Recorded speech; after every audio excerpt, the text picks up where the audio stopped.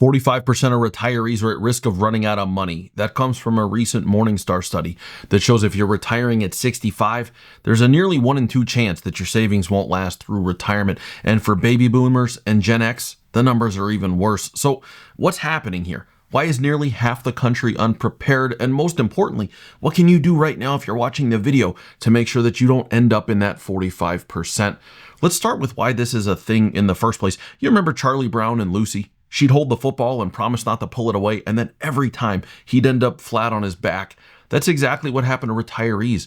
They were promised a system that would take care of them, but then the rules changed and nobody gave them the playbook for the new game. If you go back just a couple of generations ago, the system was really quite simple. You worked for a company, you got a pension, and Social Security covered the rest when you retired. You kept some cash in the bank, or maybe you kept some cash in a coffee can hidden in the basement for emergencies, and you were good. Your retirement paycheck was basically taken care of for life. But then the system shifted beneath our feet. Pensions started disappearing, and 401ks took over. This transferred the risk of retirement from the company that you worked for to the individual. But even though that shift took place, many weren't given the tools to effectively manage it.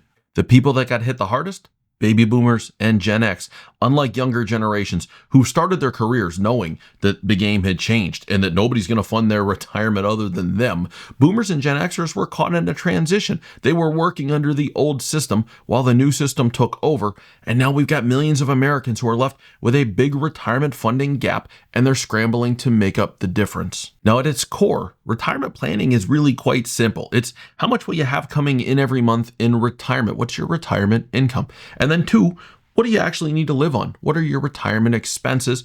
Part 3, what's your pile of money look like? Specifically, is that pile of money big enough to cover the gap between what you have coming in and what you need without worrying about running out? Now, the trick is turning that pile of assets into income to fuel the retirement. Think about it kind of like this. Imagine you were in a cabin, you went up for a nice winter trip, and you got stranded there for a week, and it was cold, you were snowed in. And then you see this big old fireplace over there in the corner, and a big pile of wood next to it. The wood can't keep you warm on its own. You go over and stand next to it, not gonna be any warmer. But if you burn it, the fire can keep you warm. And so the question is the pile of wood big enough to last the whole week until you can get out of there? In a nutshell, that's what a retirement income plan is. Can you create enough fire, enough income from your portfolio to fuel your retirement without running out? Morningstar is basically telling us in this study, 45% of you don't have enough wood. And so what can you do about it? Here's the good news. You don't have to be part of the 45%. You just have to take some action starting now if you're feeling a little bit behind. Here's the game plan, depending upon how much time you've got until retirement. If you're 10 plus years from retirement, you still got a good runway to make some changes and for those changes to have a meaningful impact because you still have quite a bit of time before retirement. Even though it seems like it's creeping up on you and getting close, small changes can make a difference. Keep that in mind as I go through these examples. First off, make sure you're saving at least 15% of your gross income, more if you can do it. Now that's 15% of your pre-tax household income. So let's say as a household, you make $200,000 a year, aim to get $30,000 a year specifically into retirement vehicles. A quick example on how this can change things. Let's say that you earn 8% per year, and right now you're saving 10% of your income. So you're doing some retirement savings. And like I just mentioned, you make $200,000 a year. Let's say that you currently got 300 grand saved for retirement. You're feeling a little bit behind. At your current pace, 10% saved, 8% return. 10 years from now, you arrive at retirement with $970,000. Now, let's say that you bump it to 15% instead right now because you watched this video. That extra 5% per year, same returns, same starting number, same time frame. 10 years from now, you arrive with $1,123,000 instead of 970 grand. That extra $150,000 makes a big difference. Saving an extra 5% for just the last 10 years gives you a portfolio that is 15% larger.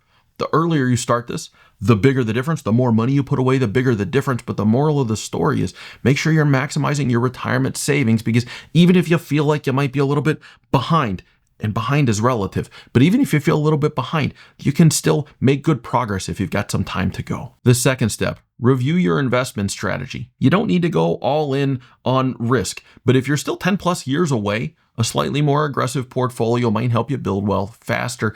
Here's the key. You got to start to turn the volume down to a little bit more of a conservative approach, at least 5 years out from retirement. You have to start to build your bucket plan no later than 5 years before retirement so that you can separate out those growth assets. So even if you're 10 years away, don't go all in on growth, but make sure that the right money is in the right place to grow for you. Step 3 for my 10 plus year folks, maximize your tax efficiency. Many people only focus on saving and putting it away, but they don't realize that taxes can eat up their withdrawals in retirement. If you don't have a mix of tax-free Roth money, tax-deferred IRA and 401k money, and taxable accounts, your withdrawals might end up costing you quite a bit more than you expect when you get to retirement, unless you're at a top tax bracket, which means like more than $500,000 a year in income for a married couple filing joint right now. Make sure that you're feeding your Roth accounts, not just your pre-tax money. At higher income levels, you might have to do it through the Roth side of your 401k, through a backdoor Roth conversion.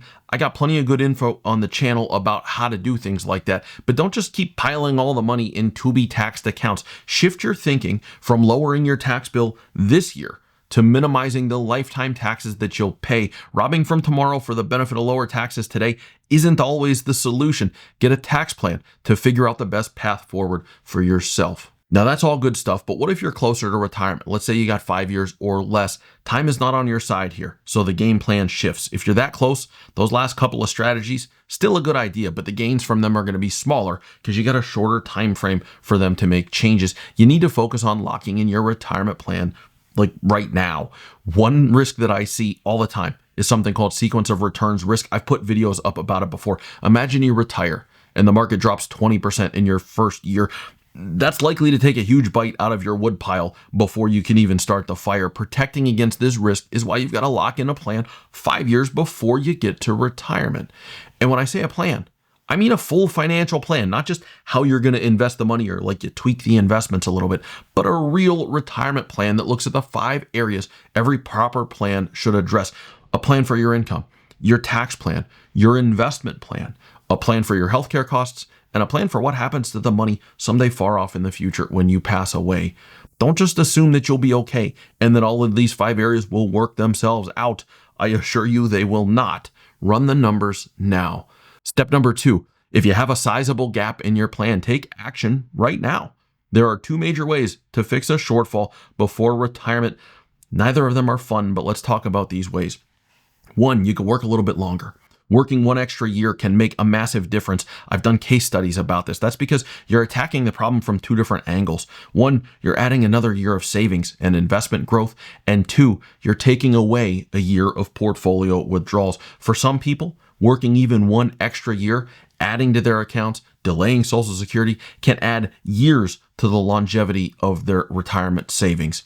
The next step, reduce your expenses. Nobody likes to hear it, but cutting unnecessary costs before retirement can make or break your plan if it's looking a little bit tight. Certainly pay off any high interest debt that you have. Decide if downsizing your home as you head into retirement is something that would benefit you. Make sure that you eliminate car payments, pay them off, whatever you need to do. Don't go into retirement carrying a lot of debt. If you can reduce discretionary expenses, even lowering the expenses by say $500 a month, that can mean a much smaller pile of wood to make it work. Think of it like plugging leaks in a bucket. The less water that you lose out of the bucket every month, the longer the savings is going to last. Here's the hard truth. 45% of the people watching this video right now are likely at risk of running out of money in retirement, but you don't have to be one of them. The difference between those who struggle and those who retire well, it's not luck, it's a plan. Take action today. Save more, invest wisely, build a tax-efficient withdrawal strategy. Doing those things can shift the odds of that coin flip in your favor. As I mentioned earlier, different money needs different jobs to make things work, and that includes which accounts you draw from first. To see the right order to withdraw from in retirement, just click this video right over here.